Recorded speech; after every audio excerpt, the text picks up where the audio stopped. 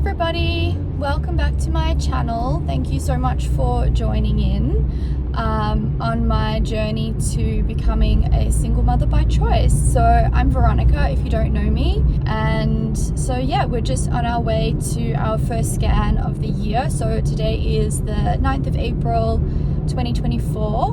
We are just on our way to our first ultrasound. So it's my pelvic ultrasound and antral follicle count. So I think it's just a transvaginal ultrasound to see that everything is still good and to check my follicle count. So I remember I had this ultrasound done a couple of years ago when I first started like on this journey, and everything was totally fine. And I can't remember which side was which, but one side had like 25 follicles and the other one had, I think, like 17 follicles. So I'm hoping that I still have a good count. I don't have PCOS or anything like that, so it shouldn't hurt. I'm not expecting it to hurt. The one thing I did forget to ask them was whether I needed to have a full or a half full bladder before I went, but they didn't say anything when I booked the scan, so I'm hoping not, because I don't. Although it's in half an hour, so I probably could have something to drink if I needed to. I do remember that they do get you to do like a pregnancy test, like a urine test when you first get there, just to make sure that you're definitely not pregnant before they stick a probe in your vagina. But that's definitely not the case with me. I'm definitely not pregnant. So that should all be fine. Anyway, I'm just gonna go and grab some lunch before, because that took way quicker than I thought it was going to get to the hospital. So I'm just gonna go grab some lunch, and then I will see if they will let me film the scan while I'm in there. I wouldn't be surprised if they said no, but all I can do is ask. So I'll ask and we'll see what they say. So yeah, I guess I'll see you after my scan.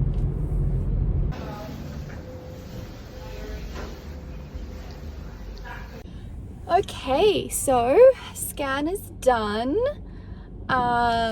Everything looked really good and positive. The sonographer didn't tell me a lot, but she seemed pretty happy with everything.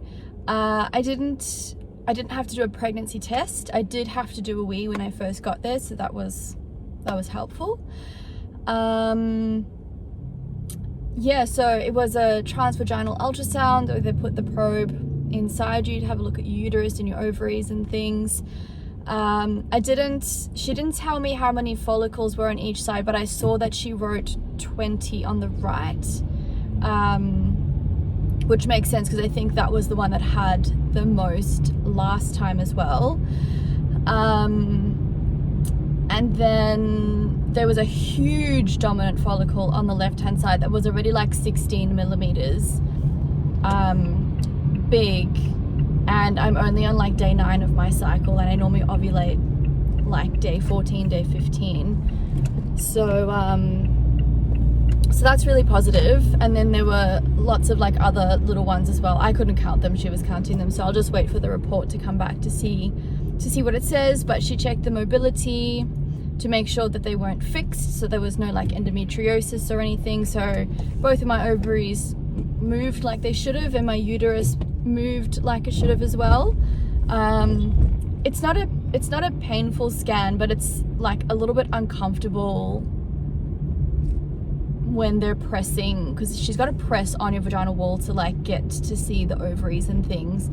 And then they check the pouch of Douglas, which is the back of your uterus, and that I was a bit like, ooh, that was a bit awkward. But other than that, it was totally fine. The ultrasound place that I went to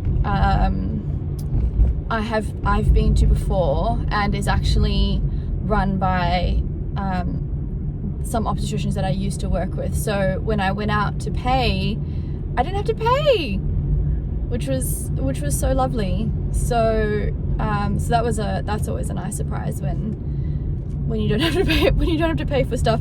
Normally it would have been like $280, and then you get $156 like rebated from Medicare. So I'd already budgeted for it, but anyway, so yeah, it was just a nice surprise. So we'll just wait. I'm seeing my fertility specialist again at the end of May, so she will tell me what the results are and if she has any concerns about anything. But yeah, so that's my scan done that I've been waiting for like 2 months. So I did ask the sonographer if I could take a video of the scan, and she said no. Not shocking. I feel like in Australia they're very stringent with photos of things like that.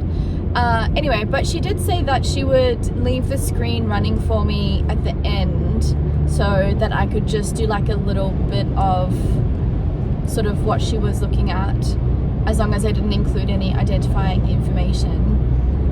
So I was going to do that, and as I was getting dressed, because I didn't have my camera in my hand, as I was getting dressed, the screen went black, and I was so sad. So I didn't get to film any of it. Sorry. I'll try better next time. Another thing I was going to mention, it's not very important, but I have a friend that works in the same building, in the same hospital that I just went and had my scan done, and I just popped in to say hi. And it's always so lovely to surprise people when they're at work. I think so anyway. So I had a quick catch up with her, and I'm actually seeing her on Sunday as well, so I'll get all of her news. But it's just a nice little way to end the day, you know, just check in on some friends. That's it.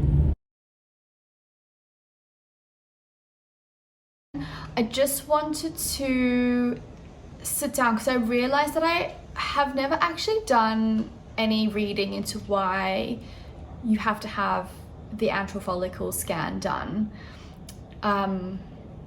Anyway, so I just did a bit of reading, and I thought that I would share what I found. So basically, your antral follicle scan is like one part of your fertility assessment, along with your AMH and your hormone levels and all of that sort of stuff, right? So I already know that my AMH is about 23.7, which is actually like super good for my age, so I'm very lucky with that. And then the antral follicle scan counts the number of follicles in each ovary. If it's a good number, generally it's a good indication that you will respond well to the IVF drugs, so like the follicle stimulating hormone drugs that they give you to stimulate follicles so that they can do the egg retrieval. And the more follicles that they can stimulate, and the more follicles that have a mature egg in them, obviously the better your egg retrieval is going to be. So the antral follicle count basically is just like a baseline for the treating team to say, like, to temper your treatment based on those numbers, I'm guessing. Anyway, I think that's what it is, but I have to talk to my doctor about it.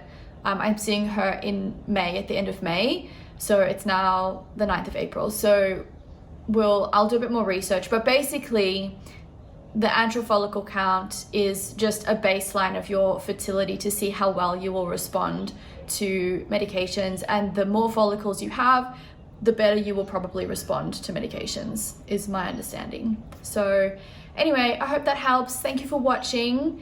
If you are interested in the single mother by choice journey, or if you just want to follow along, or you want any more interesting info, or if you have any questions, just comment down below. You can subscribe to my channel if you really want to, and yeah, we'll just take it from there really. Thanks for watching, and I will see you guys next time. Bye.